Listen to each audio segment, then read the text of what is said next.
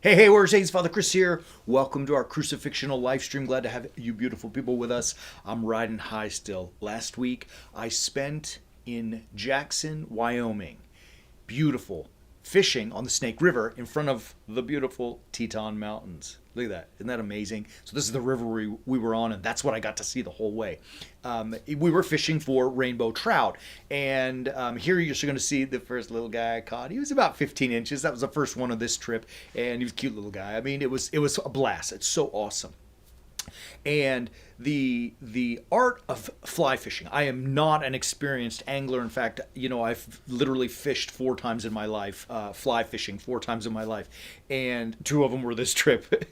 And I'm not. It's a beautiful motion. It's in some sense a simple motion, but also a very difficult motion. Like the first thing you do is to raise the rod straight up. Right now, it just goes straight up in the air at pointing at midnight, and that may seem like the desire is to go a little bit beyond it, but really you're supposed to just get straight up, and then you wait for the fly to whip behind you and the line to extend, and then you press forward and the line snaps back, and you can see the rod now is supposed to be parallel to the water, and you land the fly exactly where you want it on the water.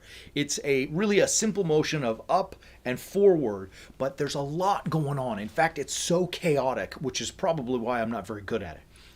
The art of fly fishing is that the arm must stay straight, elbow tucked in, don't break the wrist, don't go backwards. Then you have to wait and let the fly fly behind you and extend the line, which, by the way, may take different amounts of time depending on how much line there is. It is then to push the thumb forward and it casts the line back to where you want it. But that's not all that happens. It's not done there, because on a fly fishing line, there are 2 flies. Dry fly or die. 2 flies. One of them is the front one, who's usually bigger, looks like a grasshopper, and then the little one in the back, sometimes like some kind of other bug. They call them nymphs. And you got to keep your eyes on those things.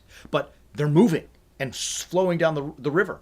And the string, the line, you have to keep behind it. They call it mending it. So you have to flip it gently over it, but so that the flies don't move or sink, so that the line follows behind them. But that's not all either, because, hey, there's a tree branch sticking out, and if you get caught, it's going to snag it, and you're going to lose the line or the flies, or both. Another part of it is, as you're whipping it back, so is the other guy on the back of your boat. He's whipping his back, and they can get caught and tangled. They can get caught and tangled on the oar, on tree branches sticking over the grass, on the side of the bank. They can get caught, in a multitude of places. Some people even catch someone's shirt. It's like chaos. And then to top all of that off, you got to keep your eyes on the water to see when the fish bites, and you got to set the hook, meaning getting the hook in his mouth. It's like it was a beautiful experience for those who have not ever done it and would be in any way interested. I recommend it. It's awesome. But the truth of it is, it's a chaotic day because it's non-stop. There's no rest, because it's all happening constantly. You don't throw it in the water and just sit back and wait for the fish to bite. It's a constant process for 7 hours, nonstop, floating down 12 miles of river. Awesome, but chaotic. And as I was experiencing this and fishing this time, I thought, I wonder if my life back home is chaotic like this. I mean, sure, I'm not fishing, but maybe once a year. But is the chaos that I face, bombard me in my own life, kind of like the chaos of this fishing? And I thought, what? Probably it's true, and it maybe just not me. Maybe it's you also. Maybe it's, in some sense, all of us who experience a continual sense of chaos. And I think we all know the answer. You're probably shaking your heads right now. Yeah, Father Chris, for sure. We experience chaos all the time. I think we do. I wonder then, if we're all experiencing it, what's the way through this chaos? I mean, what's the toll it's taking on us, and what's the way through it, so we can kind of arrive at some place of peace in our lives? And I mean, the chaos isn't going to go away, and really it's not even for us to take it away, but how do we get through it? And I think the first question we asked was, what's the toll? I mean, I think we all know the toll. There's chaos politically and ethically and all that kind of stuff out there, but there's also that internal chaos when we are so constantly busy and so overwhelmed with just one thing after the other. We really produce crappy work. I mean, I hate to say that, forgive my crass language, but I mean, we don't produce our best stuff because we're so overwhelmed with chaos. And you know what? It's It's for us to control that so that we use our time effectively and produce the best that we can do so. Now, to do that, so that's the cost. How do we do that? I think we have to be very clear that there are a lot of things out there that I'm calling time vampires. Because just as a vampire would, bite your neck and suck your blood, so do these people or these situations bite your neck and suck your time. And so we're so discombobulated and constantly in a sense of chaos that we're not producing really deep, effective work. And so how do we change that? The answer to that question is right here. warriorsaints.org.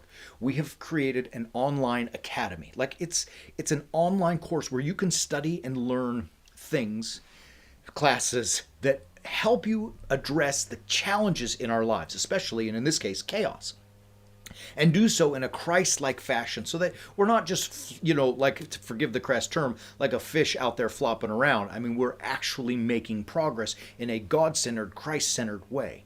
One of the courses that we are offering is The Way of the Warrior Saint. It's an online course that you can access on demand. So that means at your time, at your pace, at your schedule. And each class or lesson is about 10 minutes long. So you can really take some effective teaching and some implementable practical tools into your life in a very short period of time and start accessing them, or implementing them, I should say, in your life in the world. Now, the most recent episode that we have filmed and are ready to launch is called Time Vampires, right? Because we're all working with it. So if you want to overcome that chaos and learn a few tips that are really biblically based and ultimately super practical that you can do to help eliminate this chaos in your life, or at least move forward, visit warriorsaints.org and subscribe to The Way of the Warrior Saint. You will see that lesson, Time Vampires, and unlimited access to the rest of the library because it's full with all kinds of things. So I really encourage you, join us. It's simple, it's easy to use. You use it on your pace and on your schedule, and you know what? It's game changing. It helps us become, really, I would say this, we can transform into the very best man or woman that God has asked us to be. Last request, I really appreciate when you guys share, because it helps us so much, and let's go viral. Let's change the world. Any shares, any likes, any bells, all that good stuff that you ring, chime, click, we are grateful. Love you, beautiful people. We're going to be back tomorrow. But until then, I need you to do one thing. Keep walking on the way of the Warrior Saint.